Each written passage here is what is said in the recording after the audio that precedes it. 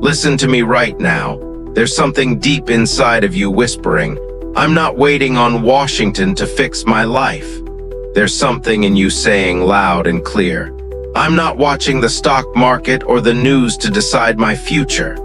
I'm building my own economy, my personal economy, my household economy."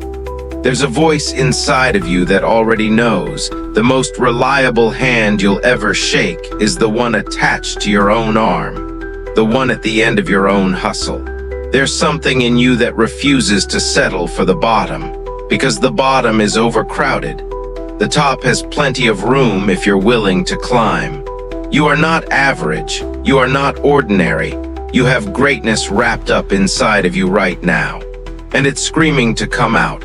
Let me tell you about a man I read about late one night, after doctors had just given me the worst news of my life. Cancer had come back, metastasized in 8 places. PSA over 1,500. Vertebrae 40% eaten away. I was reading this man's words at 3 a.m. in a hospital room, and I started laughing. The doctor looked at me like I was crazy. He said, "Why are you laughing?" I said, "I feel like Mother Teresa right now." He said, "Explain that." I said, "Lord, I know you know how much I can take, but damn, you got way too much confidence in me." Today, my PSA is 0, cancer-free, debt-free, and standing here talking to you, that's not luck, that's grace. And it's better to be seen than to be viewed in a casket. I want to share something Dr. Howard Thurman wrote. He mentored Martin Luther King Jr., advised Gandhi, advised Albert Schweitzer, one of the deepest thinkers of his time. He said something that hit me like a freight train. Imagine you're on your deathbed, family around you praying, but standing behind them are the ghosts of all your dreams, the books you never wrote, the businesses you never started, the stages you never stepped on, the voices you never used. They're staring at you with angry eyes saying, "We came to you only you could give us life, and now we must die with you forever." So I ask you right now, if you left this earth today, what gifts, what talents, what message, what story is going to die with you? Miles Monroe said it best. The wealthiest place on earth is not Saudi oil fields, not South African diamond mines. The wealthiest place on planet Earth is the graveyard, full of unrealized potential, books never written, songs never sung, businesses never launched, dreams never chased. Henry David Thoreau asked in pain, "What if you lived your whole life only to discover it was wrong? What if you reached the end and realized you never really lived? Never even scratched the surface of what God put in you?" So let's say it together loud. Live full, die empty. The people who are serious about their life have already decided, "I'm going to live full, I'm going to die empty. I'm not volunteering to be a victim anymore." When you say yes to building something real, you're saying yes to a bigger life. You're saying, "I'm tired of playing small. I'm ready to snatch victory from the jaws of defeat. I'm ready to provide for my family on my terms." There's something in you that says, "I'm not mentally wired to punch a clock for 40 years and retire broke." You're saying yes to your dreams, yes to your future, yes to your unfolding greatness. Give yourself a hand for that decision right now. Pause for imagined applause. For years I sat in the balcony watching the greats, Jim Rohn, Zig Ziglar, Dennis Waitley. My heart would race. I love helping people. I knew I could do it. But then I'd walk to my car and the old mental conditioning would start talking. "Les, you don't have a degree. Les, you're adopted. You don't even know your real parents. Les, who's gonna listen to you?" How many of you have felt that? You feel it in your heart, then your mind talks you right out of it. Raise your hand if that's happened to you. I learned something powerful from that battle. When your heart and your mind get into an argument, follow your heart. The heart sees things the mind can't understand. My favorite book says, "Trust in the Lord with all your heart and lean not on your own understanding." Some things you feel in your spirit, that don't make sense on paper. But there's still a voice saying, I can do this, I can do this. Even after defeats, disappointments, failures, that voice keeps saying, I can do this. When life knocks you down, land on your back. Because if you're on your back, you can look up.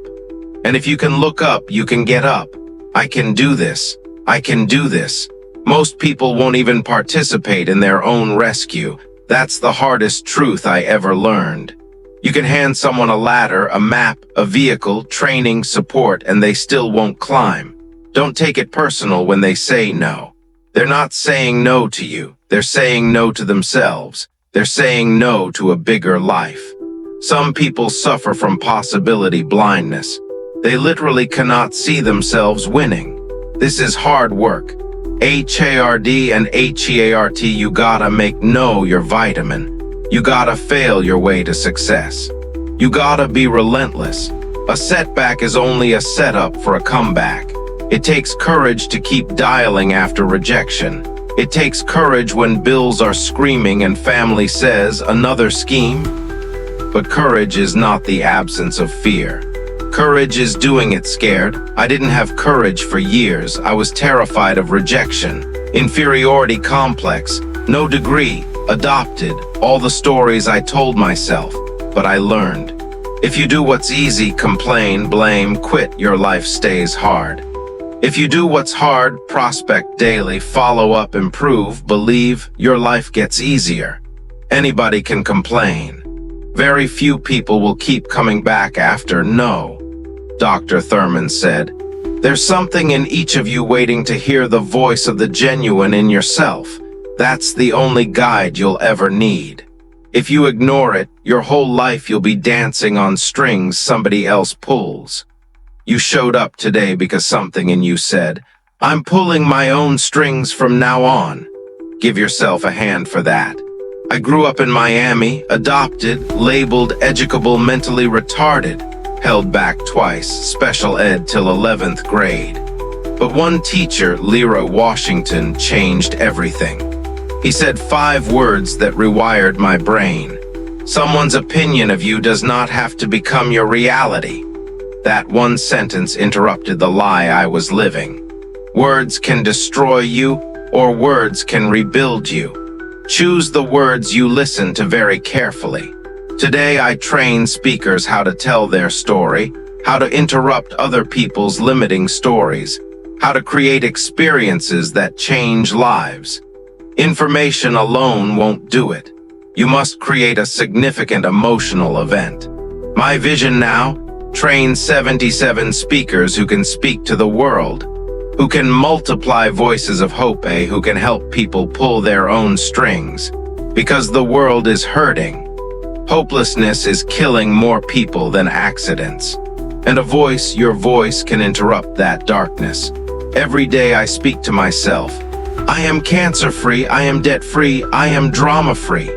I'm calling things that are not as though they were. You must speak life over yourself daily. Success leaves clues. Work on your mind every day. Be grateful. Set intentions for the day. Surround yourself with quality people. Push yourself beyond comfort. The undisciplined life is insane. Discipline yourself or life will discipline you. In this distraction economy, most people are spectators, not players. You were created in God's image, creative force. Take dominion. Don't surrender to algorithms or fear. The best marketing principle, move toward your strength. Find what you're good at. Do what makes your heart beat fast. People don't buy from you, they buy into you. Your character must be able to carry your talent. My mission now, multiply voices of hope. Train people to speak from the heart. Transform lives. Live full, die empty. If I can do it, labeled dumb, adopted, broke, rejected, sick, you can do it too. Something in you is saying right now, I can do this, I can do this. So stand up, decide. Pull your own strings. Live full, die empty. And never ever let somebody else's opinion become your reality. Now listen to me one more time before we close. If this message hit you in the chest, If you feel that fire stirring inside, hit that subscribe button right now. Don't miss the weekly videos. We're coming every week with fire to keep you moving, keep you believing, keep you pulling your own strings. Share this video with a friend who's feeling down, who's doubting themselves, who's stuck in possibility blindness. Send it to them today. You might be the voice that interrupts their darkness. And drop a comment below right now. How do you feel after hearing this? What dream, what talent, what gift is screaming inside you that you're ready to bring to life? Type it out, let the world see your fire. I believe in you. You've got greatness in you. Now go live full and die empty. Thank you. See you next week.